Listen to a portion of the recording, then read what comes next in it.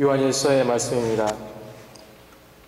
사랑하는 여러분, 우리가 하나님을 사랑하는 것은 그분께서 먼저 우리를 사랑하셨기 때문입니다. 누가 나는 하나님을 사랑한다 하면서 자기 형제를 미워하면 그는 거짓말쟁이입니다. 눈에 보이는 자기 형제를 사랑하지 않는 사람이 보이지 않는 하나님을 사랑할 수는 없습니다. 우리가 그분에게서 받은 계명은 이것입니다. 하나님을 사랑하는 사람은 자기 형제도 사랑해야 한다는 것입니다. 예수님께서 그리스도이심을 믿는 사람은 모두 하느님에게서 태어났습니다. 아버지를 사랑하는 사람은 모두 그 자녀도 사랑합니다. 우리가 하나님을 사랑하고 그분의 계명을 실천하면 그로써 우리가 하나님의 자녀들을 사랑한다는 것을 알게 됩니다. 하나님을 사랑하는 것은 바로 그분의 계명을 지키는 것입니다. 그리고 그분의 계명은 힘겹지 않습니다. 하나님에게서 태어난 사람은 모두 세상을 이기기 때문입니다.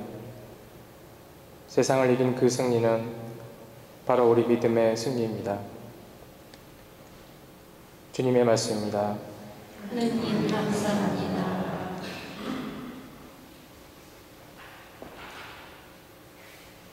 주님, 세상 모든 민족들이 당신을 경배하리이다.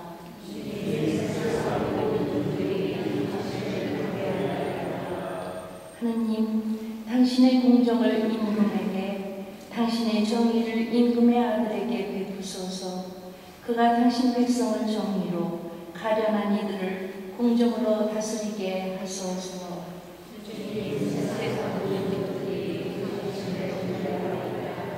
그의 눈에는 그들의 피가 소중하기에 그는 억압과 폭행에서 그들의 목숨을 구하리이다. 사람들이 그를 위하여 늘 기도하며 날마다 축복하게 하소서.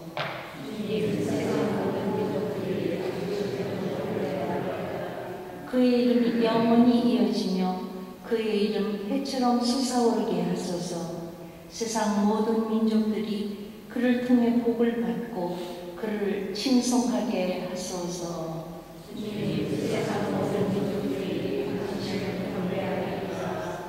알렐루야. 주님이 나를 보내시어 가난한 이들에게 기쁜 소식을 전하고 잡혀간 이들에게 해방을 선포하게 하셨다. 알렐루야.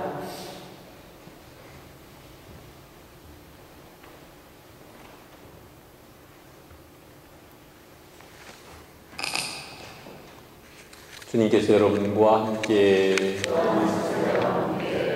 루카가 전한 거룩한 복음입니다. 그때 예수님께서 성령의 힘을 지니고 갈릴레아로 돌아다니시니 그분의 소문이 그 주변 모든 지방에 퍼졌다. 예수님께서는 그곳의 여러 회당에서 가르치시며 모든 사람에게 칭송을 받으셨다. 예수님께서는 당신이 잘하신 나자렛으로 가시어 안식일에 늘 하시던 대로 회당에 들어가셨다. 그리고 성경을 봉독하려고 일어서시자 이사야 예언자의 두루마리가 그분께 건네졌다. 그분께서는 두루마리를 펴시고 이러한 말씀이 기록된 부분을 찾으셨다. 주님께서 나에게 기름을 부어 주시니 주님의 영이 내 위에 내리셨다. 주님께서 나를 보내시어 가난한 이들에게 기쁜 소식을 전하고 잡혀간 이들에게 해방을 선포하며 눈먼 이들은 모두 다시 보게 하고 억압받는 이들은 해방시켜 내보내며 주님의 은혜로운 해를 선포하게 하셨다. 예수님께서 두루마리를 말아 시중드는에게 돌려주시고 자리에 앉으시니 회당에 있던 모든 사람의 눈이 예수님을 주시하였다. 예수님께서 그들에게 말씀하기 시작하셨다. 오늘 이 성경 말씀이 너희가 듣는 가운데에서 이루어졌다. 그러자 모두 그분을 좋게 말하며 그분의 입에서 나오는 은총의 말씀에 놀라워했다.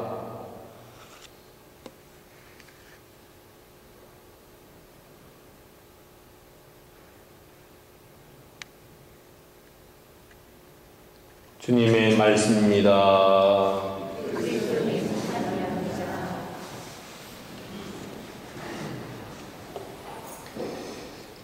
예, 요한 1서에 나오는 성경 말씀은 주로 사랑에 대해서 이야기하고 있는데, 사실 다른 성경도 마찬가지지만 특별히 요한 1서에 나오는 성경 말씀은 너무나 명백하고 자명한 그런 말씀이기 때문에 굳이 따로 설명할 필요가 없을 정도입니다.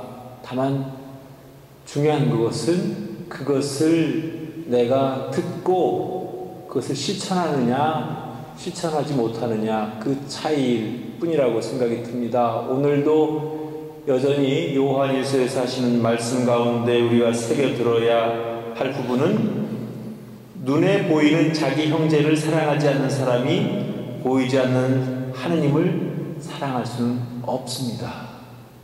이건 너무나 명백한 것이죠.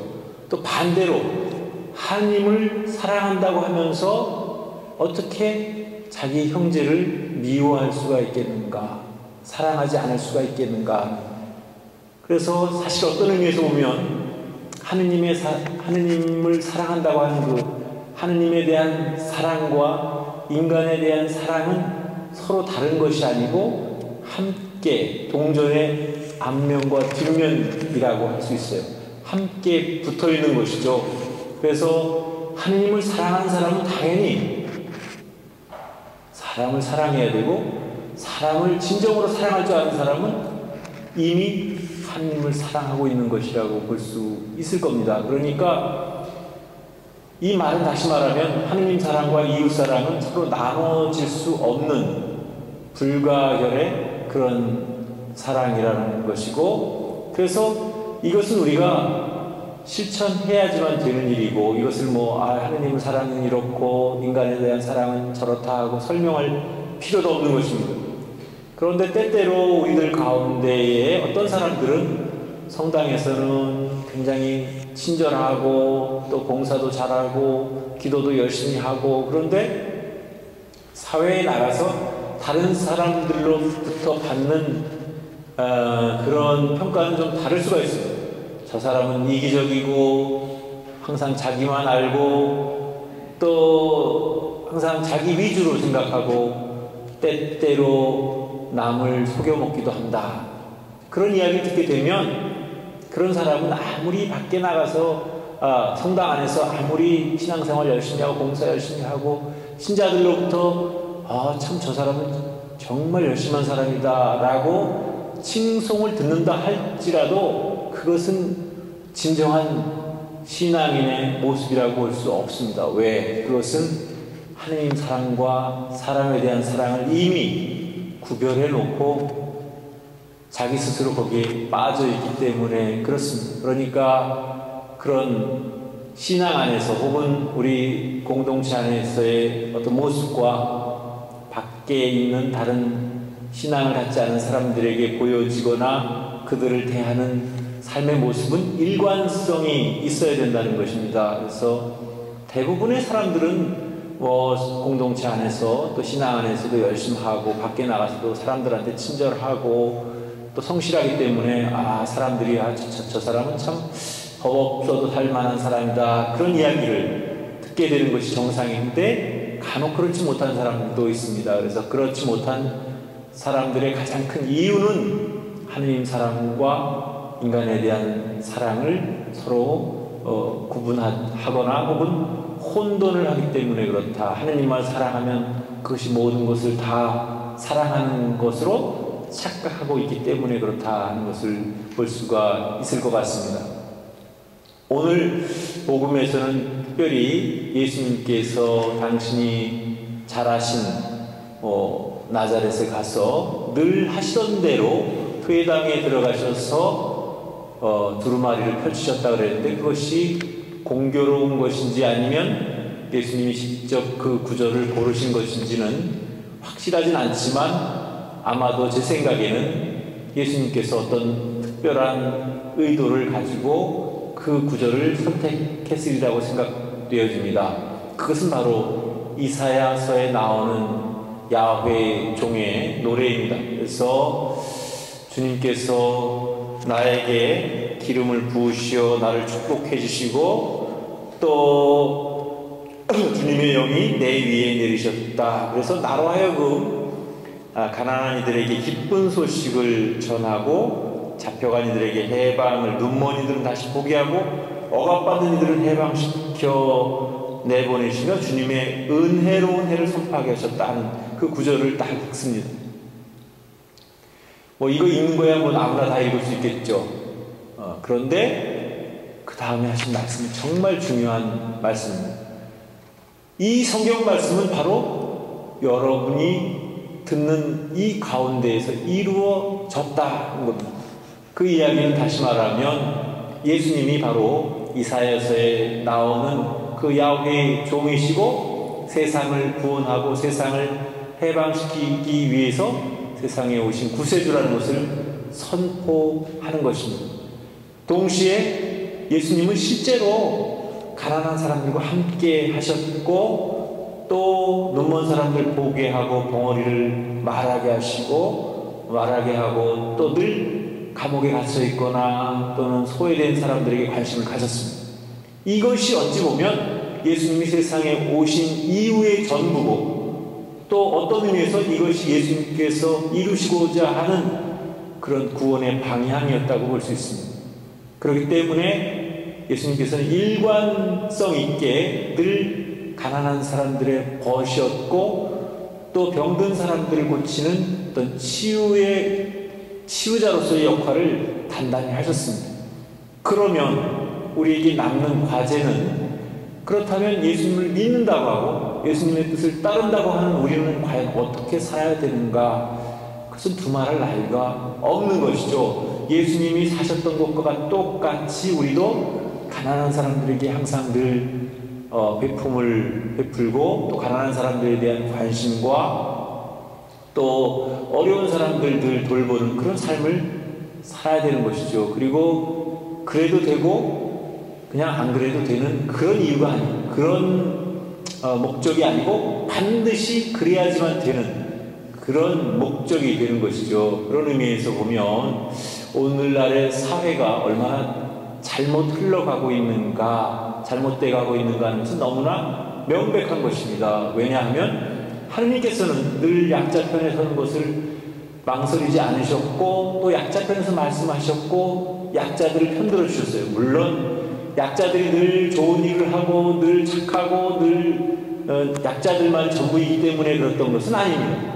그것은 같이 이렇게 놓고 봤을 때 상대적으로 언제나 불리한 건 약자이기 때문에 그 약자들의 편을 들어주지 않으면, 가난한 사람들의 편을 들어주지 않으면 그들은 상대적으로 사회로부터 소외되고 또 무시당하고 결국은 억압받게 되고 또 사회로부터 밀려나는, 그래서 결국은 좌절할 수밖에 없는 그런 세상이 되는 것입니다. 그런데 지금 우리가 살고 있는 세상은 어떻습니까?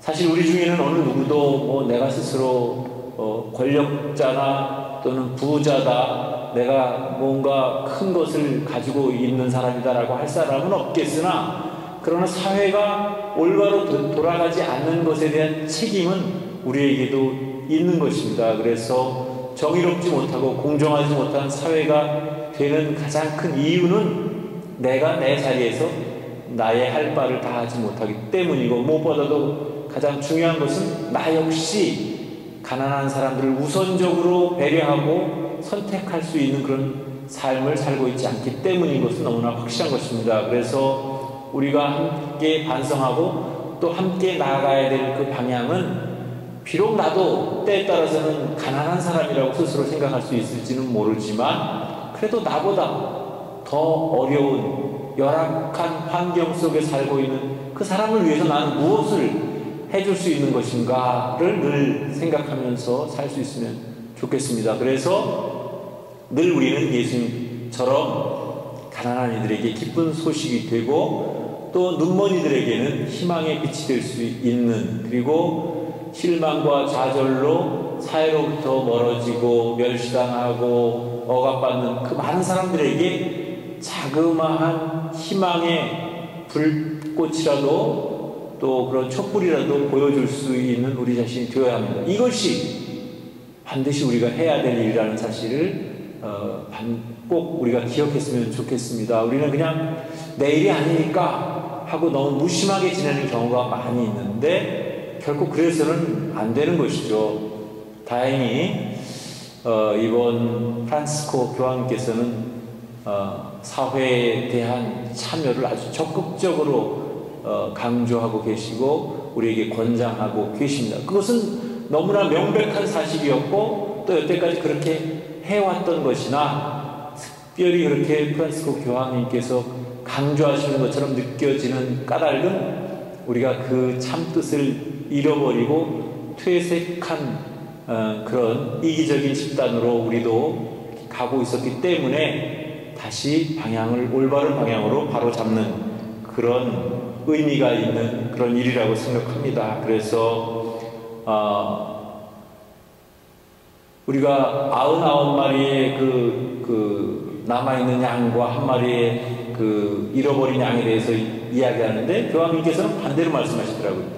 우리는 그저 한 마리의 양만 가지고 이렇게 할 것이 아니고 버려져 있는 99마리의 양에게 관심을 가져야 된다, 이렇게 말씀하셨는데 아마도 이것은 우리가 교회 공동체에 몸담고 있는 우리 형제 자매들에게만 관심을 갖지 말고 사회에서 버림받고 또 소외되고 있는 많은 사람들에 대해서도 관심을 가져야 되고 그들의 구원과 또 그들의 삶에 우리가 책임져야 될 몫이 있다는 사실을 분명하게 알려주고 있는 것 같습니다. 다시 말씀드리지만 하느님을 진정으로 사랑하는 사람은 눈에 보이는 인간을, 눈에 보이는 사람을, 눈에 보이는 이웃을 사랑할 수밖에 없다는 사실을 기억하면서 하느님을 사랑하듯이 우리 이웃을, 특별히 가난하고 버림받은 이웃을 향한 우리의 관심과 사랑을 실천해 나갈 수 있도록 노력하면 좋겠습니다.